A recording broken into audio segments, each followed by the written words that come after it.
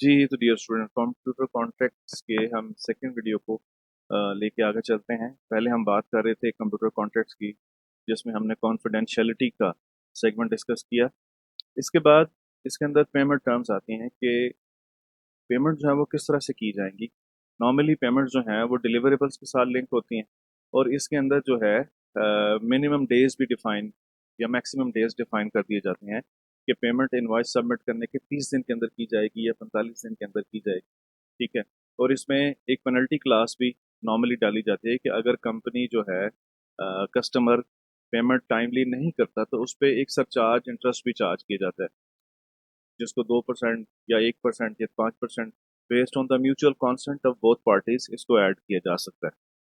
अच्छा, फिर इसके बाद पेमेंट डिलेज और चेंजेस किस तरह से होती हैं। The contract should make provision for the payment to compensate the wasted efforts. ठीक है। जो ज़ाया हुई हैं एफर्ट्स, उनको किस तरह से कंपनसेट किया जाएगा। ठीक है। It must specify the process which these extra payments are to be calculated. Efforts delay या ज़ाया करने का मतलब ये है कि आपने एक टाइमलाइन एग्री की, उस टाइमलाइन के अंदर आपने प्रोडक्ट या सॉफ्टवेयर डिलीवर करना था, जो आप नहीं कर सके, तो जो डिले है वो डिले कंपनसेट होगा टू द सेकंड पार्टी। इसी तरीके से सेकंड पार्टी की जिम्मेदारी है, जो कस्टमर है, कि उसने आपको टाइमली डॉक्यूमेंटेशन देनी है, प्रोसेसेस का इंफॉर्मेशन देनी है, टेस्टिंग करनी है, या उन्होंने आपको डिसीजंस, कोई पॉलिसी डिसीजंस देते हैं जो टाइमली नहीं देते, which can impact the delivery of the software. तो इसी तरीके से फिर उनको भी कंपनसेट करना पड़ेगा, लेकिन ये कंपनसेट उसी सूरत होगा कि अगर आप इसको कॉन्ट्रैक्ट में कवर करेंगे। पेनल्टी क्लासेस, डिले कॉज भी supplier are handle by penalty clauses. ठीक है, ये उसके अंदर पेनल्टी क्लाज एक ऐड की जाती है। Obligations of client. When work is being carried out for specific client, the client will have to fulfill certain obligation. ठीक है, वो obligations क्या है? ये obligations है कि स्टैंडर्ड मेथड ऑफ वर्किंग क्या होगा। प्रोग्रेस रिव्यू मीटिंग हम फोर्थ नाइटली करेंगे, ठीक है, या मंथली करेंगे। Who will be the project managers from party A which is software company and party B which is the customer. ठीक है, एक्सेप्टेंस प्रोसीजर्स क्या होगा। ठीक है, वारंटी और मेंटेनेंस क्या इसमें शामिल है। जैसे सॉफ्टवेयर बग्स फिक्सिंग के लिए क्या नॉर्मली कहते हैं जी 2 माह से 6 माह तक की वारंटी ली जाती है, तो वो इसके अंदर लिखा जाएगा। इंडेमनिटी एंड प्रोटेक्शन क्लास अगर कोई इसके अंदर है तो वो लिखी जाएगी। Termination of the contract, this is very important कि कॉन्ट्रैक्ट जो है वो एबनॉर्मल टर्मिनेट किस तरह होगा और सक्सेसफुल टर्मिनेट किस तरह होगा, ये दोनों लिखे जाते हैं इसमें। कि अगर फर्ज करें एक पार्टी जो है वो अपना काम नहीं करती, तो 30 दिन के नोटिस पे दूसरी पार्टी कॉन्ट्रैक्ट टर्मिनेट कर सकती है। या अगर आप सक्सेसफुली कॉन्ट्रैक्ट के ऑब्लिगेशंस को पूरा कर लेते हैं, तो वारंटी कंप्लीशन के बाद कॉन्ट्रैक्ट टर्मिनेट हो जाता है। या आर्बिट्रेशन क्लास है कि अगर दोनों पार्टीज के दरमियान कोई कॉन्फ्लिक्ट अराइज होता है, तो वो फैसला करने का इख्तियार किसके पास। तो नॉर्मली दोनों पार्टीज एक एक बंदा नॉमिनेट कर देती हैं, दोनों उस मामले को देखते हैं और उस पर कोई फैसला करते हैं। ठीक है। या उसको जो भी लीगल कोर्ट ऑफ लॉ है वहां पे चैलेंज किया जा सकता है। इसी तरीके से इन्फ्लेशन की क्लॉज होती है। इन्फ्लेशन का मतलब ये होता है कि जो एक्सटर्नल एनवायरनमेंट फैक्टर्स होते हैं, उसकी वजह से अगर कॉस्ट अराइज होती है, जैसे किसी प्रोडक्ट की कॉस्ट अराइज होगी, या सॉफ्टवेयर की कॉस्ट जो है वो बढ़ जाती है, या डॉलर फ्लक्चुएट करता है, तो वो जो फ्लक्चुएशन का इफेक्ट है वो कौन बियर करेगा। ठीक है, ये इसके अंदर शामिल होता है। और एप्लीकेबल लॉज, के कौन से लॉज जो हैं इस कॉन्ट्रैक्ट पे एप्लीकेबल है, ये सारी चीजें अदर सेक्शन में इंक्लूड की जाती है। राइट। दूसरा कॉन्ट्रैक्ट टाइप है कॉन्ट्रैक्ट हायर। कॉन्ट्रैक्ट हायर क्या होता है कि contract hire agreements are very much simpler than fix price contract. ठीक है, उससे ज़्यादा सिंपलर होता है, जिसमें कम इन्वॉल्वमेंट होती है, रिस्पॉन्सिबिलिटी ऑफ द सप्लायर होती है। क्यों? उसकी वजह यह है कि आपने एक स्कोप फिक्स कर दिया और उसकी प्राइस फिक्स कर दी। तो नॉर्मली ये जो है अगर एक्सपर्टीज ना हो किसी ऑर्गेनाइजेशन के पास, तो वो एक्सपर्टीज जो है वो कॉन्ट्रैक्ट हायर के जरिए ले सकते हैं। तो टाइम और मटेरियल एग्रीमेंट होता है। इसके अंदर ये होता है कि it is somewhere lies between contract hire agreement and fix price contract. ठीक है, दोनों के दरमियान में होता है। इसमें क्या होता है कि the supplier agree to undertake the development of software in much the same way as a fixed price contract, but payment is made on the basis of cost incurred with labor charges and same way। यानी आप hourly basis पे लोगों को higher करते हैं, और जैसे जैसे आपके आवर्स कंज्यूम होते हैं, आपकी कॉस्ट अकर्ड होती है, तो आप उसको इनवॉइस करके लेते हैं। तो इसमें दो चीज़ें इंपॉर्टेंट होती है, टाइम्स एंड मटेरियल। ठीक है, कितने टाइम पे कितनी कॉस्ट पे की जाएगी। ठीक है। चौथी जो कॉन्ट्रैक्ट टाइप होती है वो होती है कंसल्टेंसी सर्विस।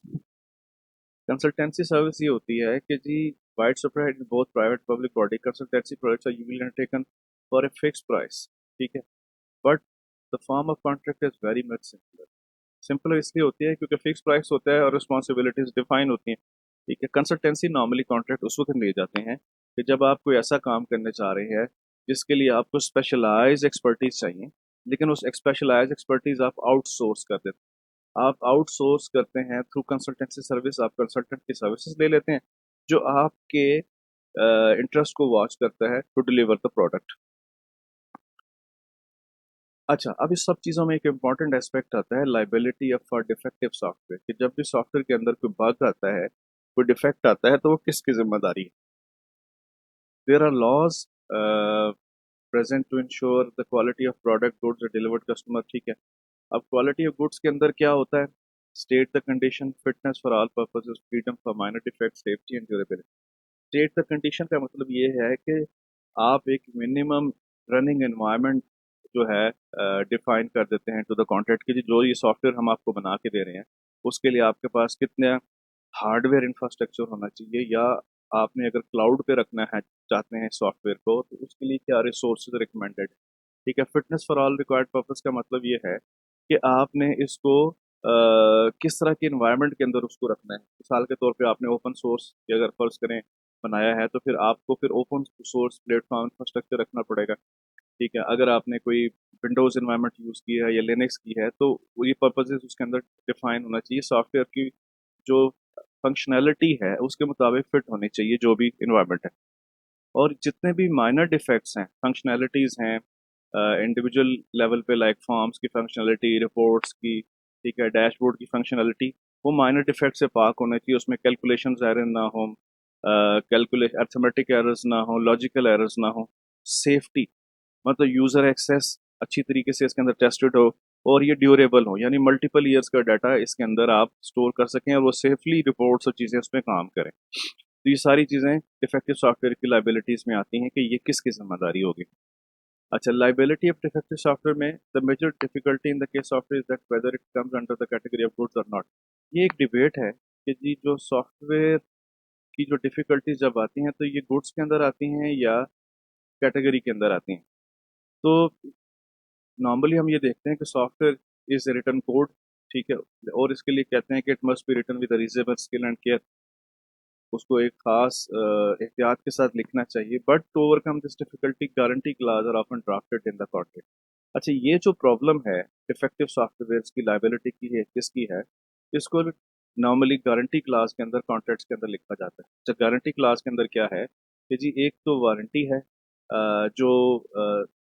जो है कंपनीज देती हैं कि जी हम फर्स्ट कर 6 माह की वारंटी आपको देते हैं कि अगर कोई बग आएगा हम उसको ठीक करेंगे, या 2 माह की वारंटी देते हैं। तो 2 माह या 6 माह की वारंटी के बाद फिर क्या होगा, तो नॉर्मली फिर कंपनीज जो हैं वो एक नया contract under service level agreement, उसको SLA भी कहते हैं, उसके अंदर चली जाती हैं जिसके अंदर वो मेंटेनेंस सर्विसेज एक्वायर कर लेती है। ठीक है, कि अगला 1 साल के दौरान, और फिर इसी तरीके से ये सॉफ्टवेयर कॉन्ट्रैक्ट जो है वो चलता रहता है कि 1 साल के दौरान अगर कोई मेंटेनेंस या बग्स भी आता है तो वो उस सर्विस लेवल एग्रीमेंट के तहत उस सॉफ्टवेयर को मेंटेन किया जाता है। तो ये सारी चीज़ें जो हैं कुछ बेसिक गाइडलाइंस हैं जो सॉफ्टवेयर कॉन्ट्रैक्ट के अंदर आई जाती हैं। बाकी इसके अंदर और चीज़ें भी, सेक्शंस भी ऐड हो सकते हैं according to the project size और इसके वॉल्यूम के मुताबिक।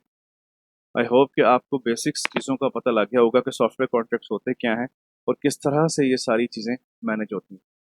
Thank you very much.